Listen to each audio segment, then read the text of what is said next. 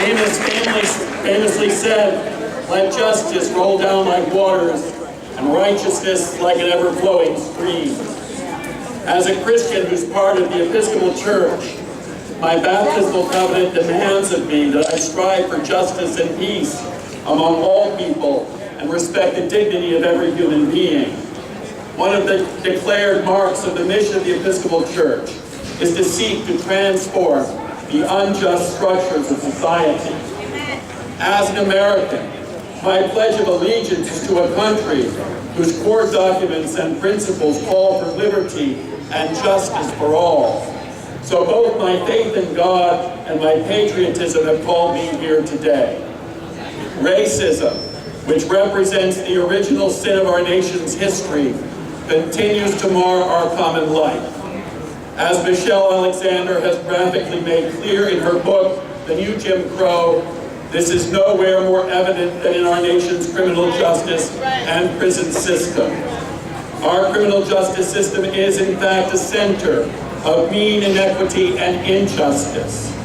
We have the largest reported incarcerated population in the world, and by far the highest rate of imprisonment.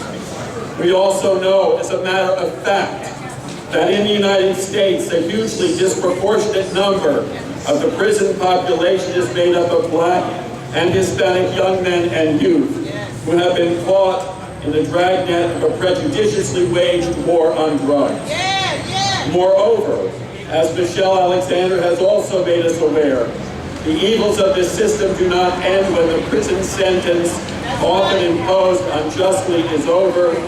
The system perpetuates the marginalization with the loss of legal rights, especially voting rights, and a mark of Cain which makes access to jobs, education, and housing almost impossible. These mean inequities end up damaging not only those who are brutalized by the system, but all of us as a nation as well, and especially our cities.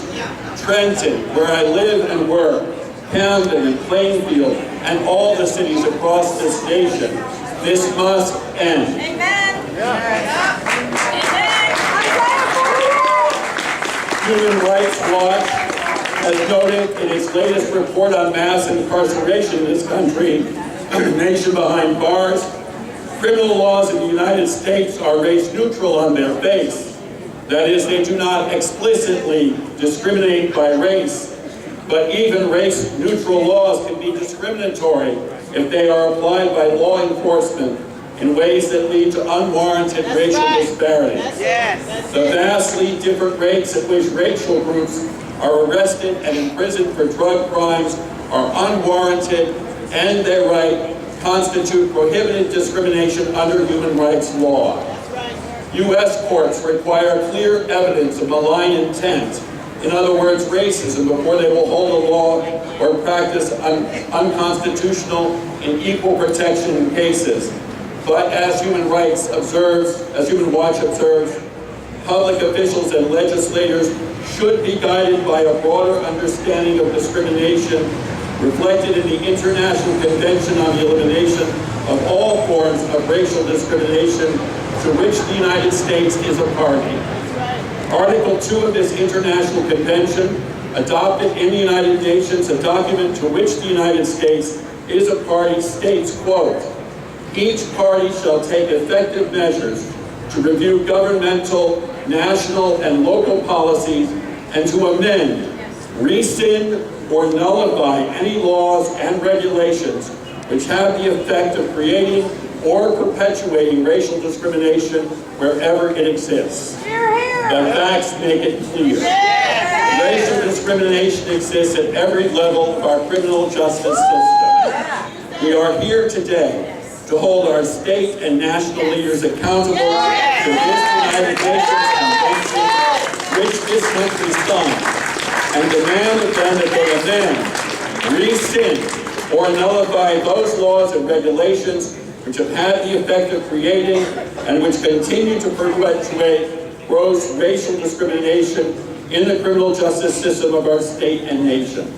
I join my voice to that of Human Watch, the campaign to end the Jim Crow, and others to demand of our legislatures to to ensure proportionality in punishment, to reform or eliminate mandatory minimum sentences, to treat youthful offenders differently from adults and end the criminalization of our youth, to ensure that criminal laws do not needlessly restrict autonomy and privacy, to reduce criminal sanctions for immigration offenders, and to ensure that criminal laws do not yield unwarranted racial disparities.